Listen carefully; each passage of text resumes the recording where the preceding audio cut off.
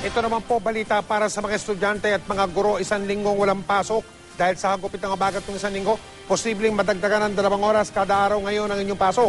Kung hindi, pwede kaya nga magkaroon kayo ng klase tuwing Sabado para makahabol kayo sa leksyon. Nakatutok si Pia Arcangel. Kahit maulan, abala sa paglilinis sa mga guro sa H. Bautista Elementary School sa Marikina.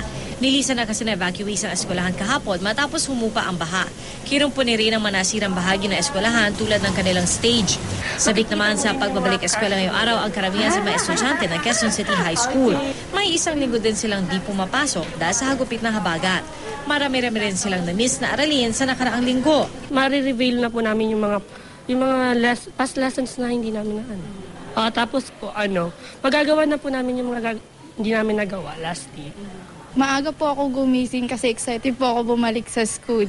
Kaya ang mga guro naghahabol sa leksyon para di raw mahuli sa lesson plan. Maghahabol kami ngayon since we have not yet done our makeup classes. Halos buong linggong di pumasok ang mga estudyante ng elementary at high school nang nanalasang habagat sa NCR at iba pang karatig probinsya sa Luzon.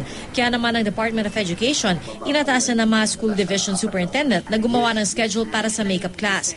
Mayroon silang 2 alternatibo. Dagdagan ng 2 oras ang bawat school day o di kaya magkaroon ng Saturday class. Umpisa ngayong linggo.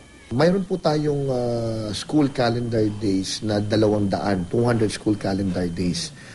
180, 180 school calendar days, non-negotiable. Teacher and students contact time should happen. Mayroon pa po siyang 4 na buffer days.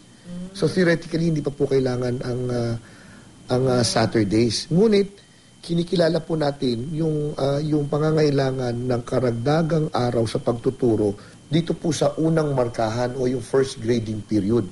Batid ng DepEd na may ilang paaralang ginagamit pa rin ngayon bilang evacuation center. At meron ding mga lugar kung saan di pa rin humuhupa ang baha. Meron din mga kailangan pang linisin tulad ng Layak Elementary School sa Dinalupihan, Bataan. Putik-putik ang campus at nagkasira-sira ang mga gamit. Sa mga ganitong kaso, iba ang mungkahi ng DepEd. Bibigyan po sila ng mga modules.